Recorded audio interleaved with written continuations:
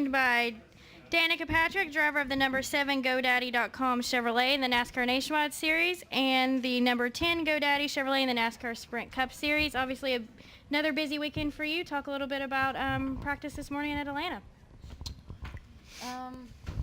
Yeah, I was having all kinds of fun out there and this afternoon.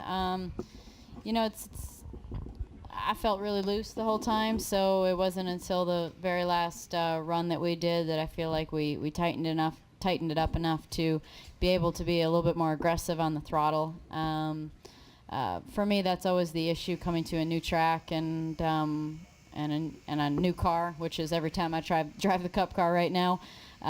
It's always better for me to start off a little on the tight side, because then my confidence stays up, where I feel like I was just pretty loose, and it's hard for me to trust getting into the corner harder when I have spent most of my laps feeling like I was sideways. So, but it's still good practice, and we went through lots of changes, and the good news is that it did get better at the end, and we were a little closer to being in the parking lot of the ballpark.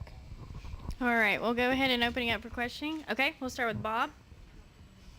Bob Pockris, Sporting News. A lot of talk today about drivers and their emotions. I was curious, after looking back on last week, do you either A, wish you threw a helmet, or B, wish that you had not done any of your hand gesturing?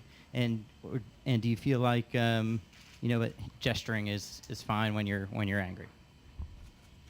I think what matters is the fans love it. I think the fans love it. They were cheering like heck for me to go up the track and do something awesome. Or at least it was awesome in their eyes. I'm just glad that I didn't give them the finger, because that's what I was going to do. And I heard that's a fine. So I'm just glad that I had an epiphany at the last second to point at my finger as opposed to raise the middle one. So, those are the emotions that are flying around at, 430 or 40 laps into a 500 lap race at Bristol, where you're running tight quarters all day long. And it would have been nice to finish the race off, because I really felt like we were headed for a lead lap top 20 if things would have continued to go okay. But at the end of the day, I always feel like the right people know, and I've had lots of really, really nice people tell me good job from last weekend, and I think that's what matters at this point for me, is that I'm continuing to learn. I completed most all the laps, and that I got faster and faster as the race went on and got more and more competitive lap time wise. So those are the things I need to focus on. Of course, you want to finish the race, but I'm not the only one that has issues each weekend. Everybody has issues from time to time. All right, go ahead, Wolfgang. Wolfgang Munzer from Germany, Ranchburg Press Agency. Is there a big difference between a race during daytime and nighttime? Do you prepare different mentality-wise and set up the car different, maybe? Well, it's it's during the day. It's hot and slippery, and I know the difference between running. I feel like today I'm reminded of Charlotte in practice, and the car felt really uncomfortable in Charlotte for the Coke 600, and when night came and the race came, there was so much more to lean on, and the car had so much more grip, and it just felt like something that I felt much more confident and comfortable to work with and be more aggressive with. So I have a feeling it'll do some of the same stuff here at Atlanta when we go into the night race. But so I guess in these times, the most important thing is that you find a balance with the car front to rear when it's slippery. And then hopefully that balance will translate into the evening. I've heard that the balance doesn't shift too much here from day to night, so we'll just keep working to achieve a balance. Additional questions for Danica? All right, there's one in the very back, and then we'll go to Nate.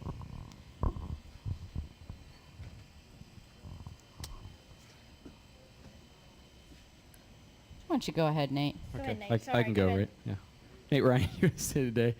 The diminishment of expectations for you, I know that is probably a double-edged sword when you've got Tony Stewart and Greg Zipadelli and whoever just saying, all we care about is if she finishes. We're not worried about goals and objective. I know that you're a goal-oriented person, but is that, in a way, is that working out better for you, that you go into Bristol with like just no expectations, and then suddenly when you're running in the top 20 with 80 to go, it's maybe it's better than you expected because no one has sort of put anything on you. You know, I'm getting at. I don't know if you've ever had to do that in your career before, to go into races like it seems like you're going into now in Cup without having any sort of goals to do well.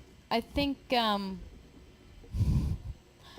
Nationwide, what I wouldn't have goals. I think it was because secretly my goals were higher than what happened. Now I feel like when I come off, I don't really know what to expect in Cup. I mean, when you take that final step up, everybody has proven to do well along the way in their careers, and everybody knows what they're doing. So it makes it harder to know what to expect. And I feel like, so it's true when I say I just want to finish the laps. And I think with the way that it's gone in practice, every time I've practiced the Cup car, which is basically like pretty much last,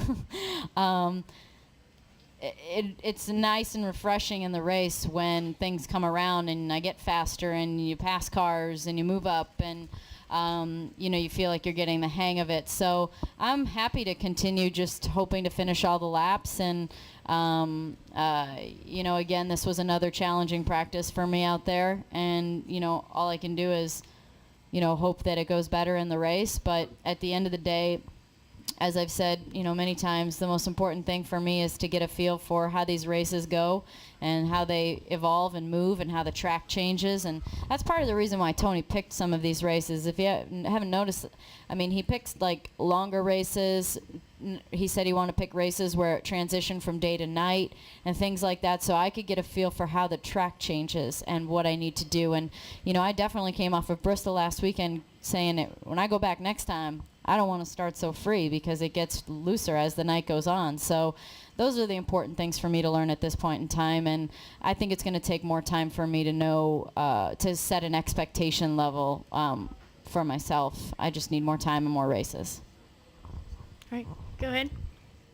Hey, Danica, Doug Turnbull, WSB Radio. Kind of off of Nate's question, I know your expectations are for you, but since Tony and Ryan are so close to chase contention and right there teetering on the edge of whether they make it or not, are there anything different that your number 10 team is doing to help their cause at all, or are you really on your own agenda out there?